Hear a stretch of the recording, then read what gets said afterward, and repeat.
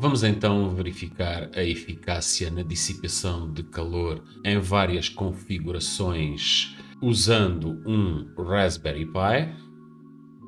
O Raspberry Pi vai estar em overclock em 2 GHz. A sua frequência base de funcionamento para o processador é de 1.5 GHz. Vamos assim aumentar em 1/3 para 2 GHz, dado que assim vai ser mais fácil verificar situações de aquecimento extremo. Como tinha dito, vamos então usar um Raspberry Pi.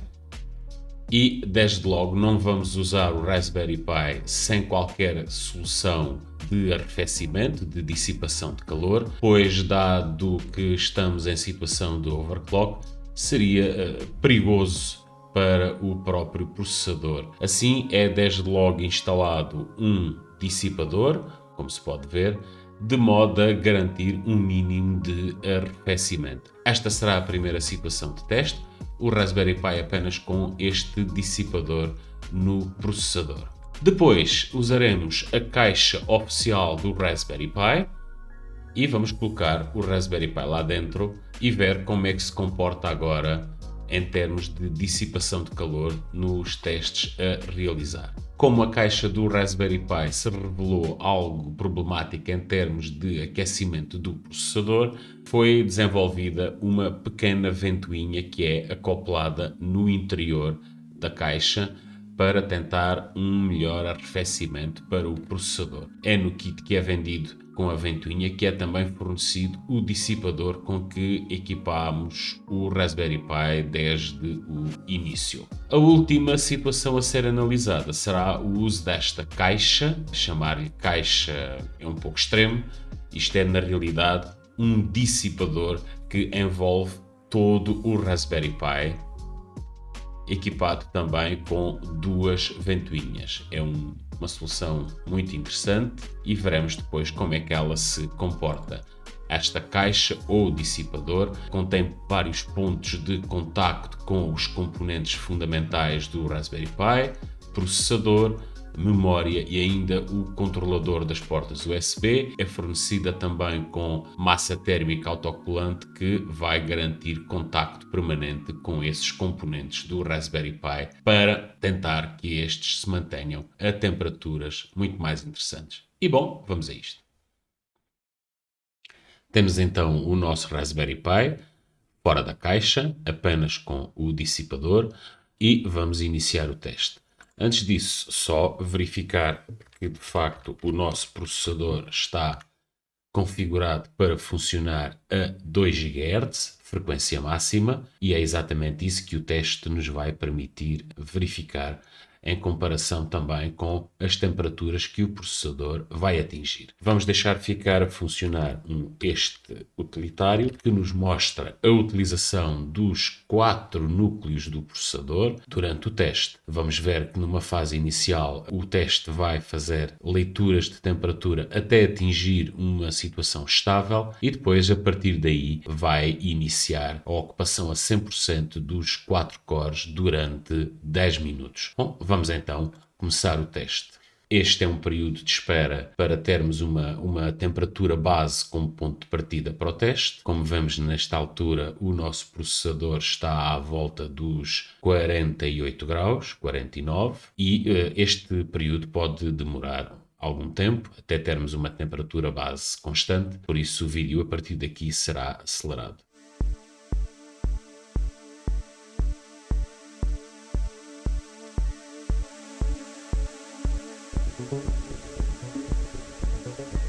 Temos então atingido um patamar estável e agora o teste vai iniciar-se passados estes 120 segundos, ou seja, 2 minutos. Vamos ver que assim que se iniciar o teste propriamente dito, os 4 cores vão ficar ocupados a 100% e isso vai ser durante 10 minutos.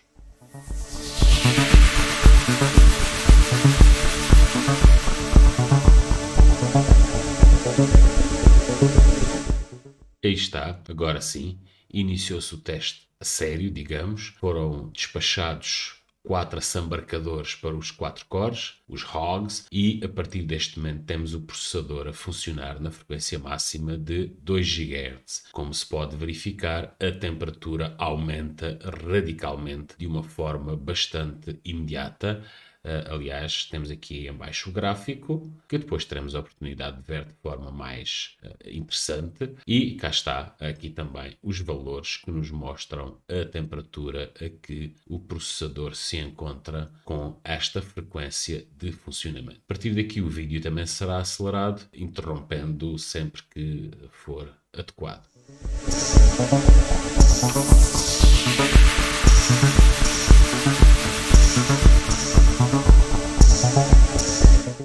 Começamos já a assistir a algum throttling do processador. Repare-se que de 2 GHz passa para 1.3, no sentido de manter a temperatura pouco acima dos 80 graus. Tal como se pode ver também aqui no painel. Este indicador da temperatura agora começa a exibir umas linhas cor de laranja em vez de azuis, relativas à temperatura já bastante elevada que o processador está a atingir. Aqui está mesmo muito quente.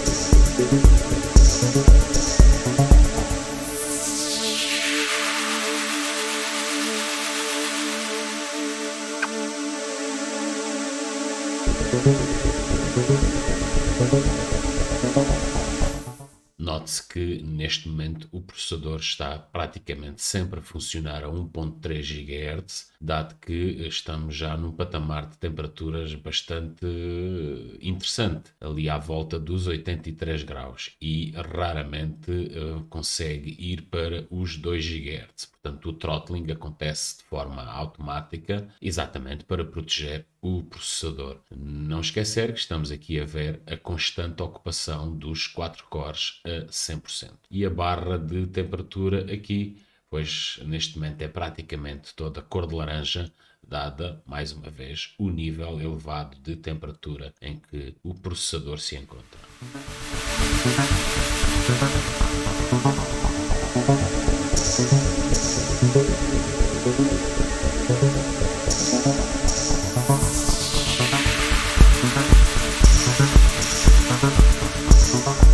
E temos assim concluído o teste. O processador volta agora à sua frequência base de 1 GHz e, como se pode verificar, as temperaturas começam a baixar. Este período de espera de 2 minutos é relativamente curto, uma vez que o processador não vai conseguir arrefecer até à temperatura com que o teste se iniciou. Também se consegue verificar que os 4 cores estão agora numa ocupação bastante reduzida, portanto, o nosso processador vai baixar de temperatura.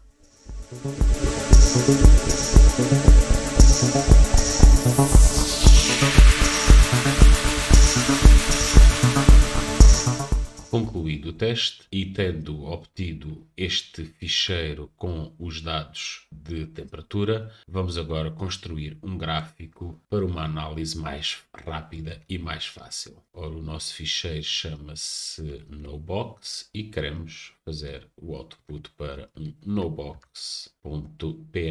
Vamos a isto. Está criado o ficheiro PNG e agora podemos visualizá-lo. E cá está o nosso resultado deste teste. Como se pode ver, a frequência do processador aqui está dada em cor de laranja e a temperatura nesta linha azul. Cá está, a partir do momento que se iniciou o teste com ocupação a 100%, a rápida subida de temperatura, que depois andou a oscilar aqui nos 82, 83 graus e o consequente throttling do processador a baixar para a frequência de 1.3 GHz, de modo a tentar manter este patamar máximo de temperatura. E pronto, agora vamos pôr o nosso Raspberry Pi dentro da caixa e depois vamos ver o que é que acontece com o Raspberry Pi na caixa oficial Raspberry.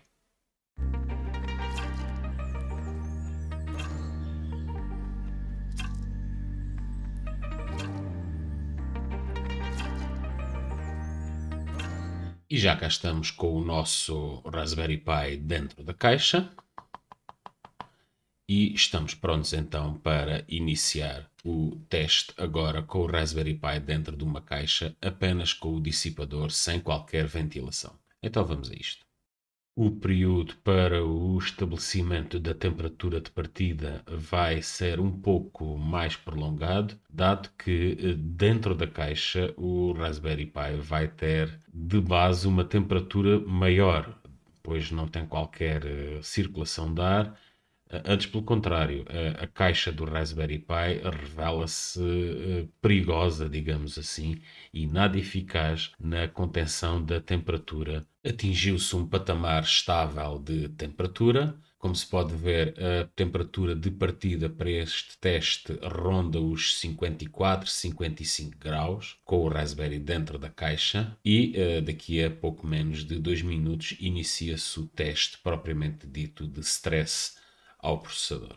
Aqui vai os 4 cores a 100% e o início do teste. E cá temos então, como era de esperar, o rápido aumento da temperatura. Temos ali um microbit em cima da caixa, que está de certa forma a medir a temperatura ambiente por cima da caixa, e o que vamos poder verificar é que a temperatura vai aumentar significativamente também, aquela que está a ser medida fora da caixa pelo microbit. Agora é aguardar pouco menos de 10 minutos até termos os resultados finais.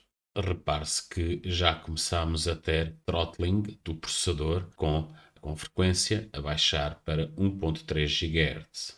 Como se pode verificar neste momento, o throttling vai até aos 800 MHz, ou seja, o controle de temperatura começa a baixar ainda mais a frequência funcionamento do processador, dado que já estávamos em situações de temperaturas bastante elevadas, com praticamente 85 graus. É possível também observar aqui no painel de tarefas algumas linhas vermelhas que denotam exatamente essa temperatura extremamente elevada, chegando a ultrapassar os 85 graus. Portanto, temos o processador a ser baixado no seu desempenho para 800 MHz.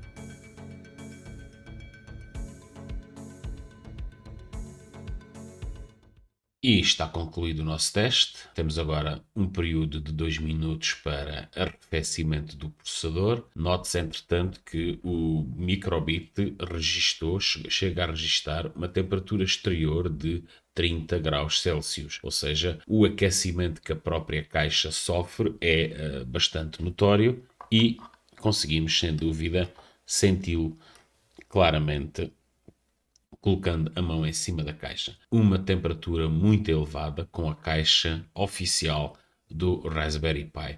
Nada bom para componentes eletrónicos, em particular, neste caso para o processador, estar a funcionar a estas temperaturas. Claro que é um teste de stress, mas ainda assim. E está concluído o teste. Vamos então criar o gráfico. Conseguimos então verificar que, neste caso, o throttling teve de atuar de uma forma bastante extrema, colocando na maior parte dos 10 minutos de duração do teste o processador ou a 1.3 GHz ou também, muitas vezes, a 800 MHz. Isto de modo a garantir que a temperatura não atingia valores perigosos para o processador.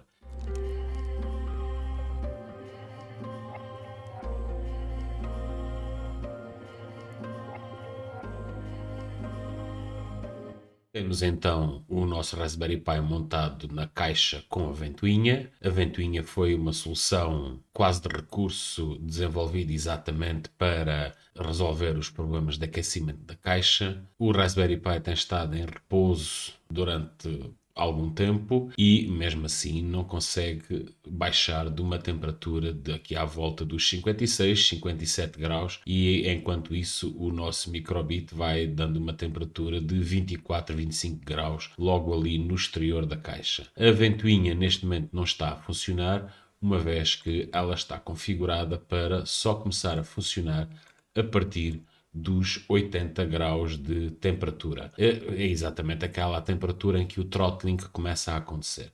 Bom, vamos então iniciar o teste em tudo igual aos anteriores. Vou desde logo colocar aqui o wait stop. Cá temos, vamos deixá-lo ficar aqui e vamos ver agora quais os resultados obtidos.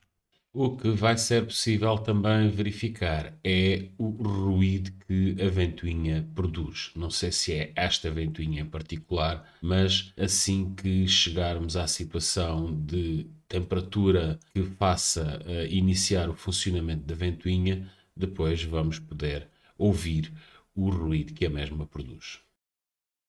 Bom, e depois de um período bastante grande até se atingir uma temperatura base estável, e vai-se iniciar finalmente o teste, ainda 2 minutos com o processador em modo idle, também no sentido de, mais uma vez, determinar claramente a temperatura de partida, que, como se pode ver neste caso, ronda os 60 graus. O nosso microbit vai ali assinalando uma temperatura exterior de 27, 26 graus neste momento. Vou ficar atento porque assim que se iniciar a carga sobre os 4 cores, a temperatura vai rapidamente atingir os 80 graus, como já aconteceu anteriormente, e a ventoinha vai começar a funcionar, para depois percebermos o ruído que ela provoca. E aqui vamos nós com o teste de stress. Lá está a temperatura a aumentar bastante rapidamente e a qualquer instante a ventoinha vai começar a trabalhar. Este é o ruído da ventoinha. E a verdade é que durante todo este teste provavelmente a ventoinha vai estar sempre a funcionar. Por isso vamos ter sempre este ruído de fundo que não estava há pouco a conseguir ser apanhado, dado que tinha ativado a supressão de ruído no próprio microfone.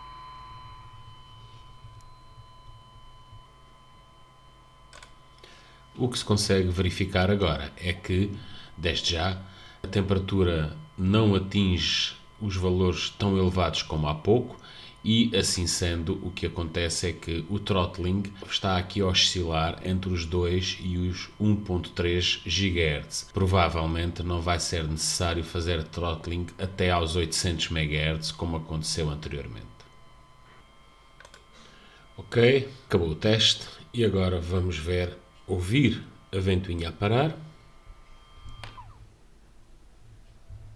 E pronto, foi-se o ruído da ventoinha e a seguir será esperar que o teste se conclua e fazer os gráficos, ou o gráfico neste caso, e fazer uma pequena comparação desde logo com os resultados anteriores. Ok, está concluído pelo gráfico obtido. Rapidamente se verifica que a ventoinha cumpriu o seu papel, uma vez que o throttling agora ficou-se entre os 2 GHz e o 1.3 e as temperaturas registadas aqui à volta dos 80 e poucos graus. Ainda assim, o ruído da ventoinha foi um fator bastante perturbador no funcionamento do Raspberry Pi durante a realização do teste.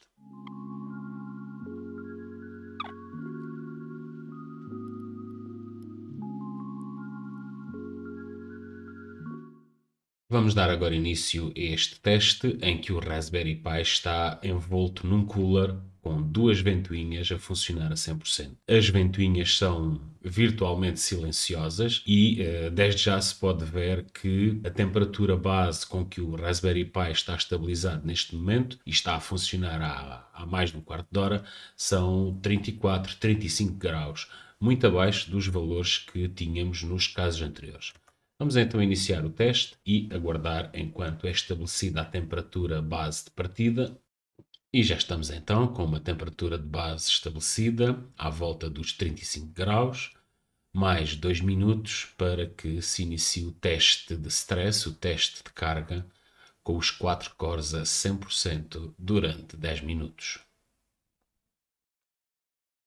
E aí vamos nós, 100% de carga nos 4 cores e frequência do processador a 2 GHz, naturalmente que de imediato se registra um aumento da temperatura, mas não só o ponto de partida foi mais baixo, à volta dos 35, 36 graus, como quase de certeza, ou diria mesmo de certeza, os máximos aqui atingidos nunca vão obrigar a qualquer tipo de throttling ao processador, que estará sempre a funcionar nos 2 GHz. Vamos aguardar e ver o resultado.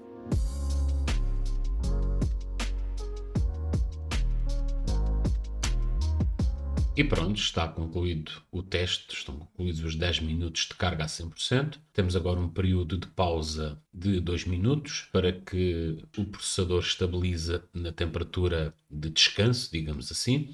E desde já se pode verificar que não foram ultrapassadas temperaturas da ordem dos 62, 63 graus, ou seja, um limite sempre muito confortável e sem qualquer throttling, o processador esteve sempre a 2 GHz. E pronto, está terminado o teste. Vamos então agora criar o gráfico. Uma linha de temperatura com uma base de partida muito inferior ao que tínhamos observado nos outros casos. A temperatura máxima a atingir aqui valores ligeiramente superiores a 60 graus e durante os 10 minutos de duração do teste a frequência do processador esteve sempre nos 2 GHz e é isso, um resultado bastante satisfatório com este tipo de caixa, chamamos-lhe assim, mas isto é mesmo um cooler completo a envolver todo o Raspberry Pi e com duas ventoinhas a funcionarem a 100%. Uma excelente solução com resultados claramente comprovados.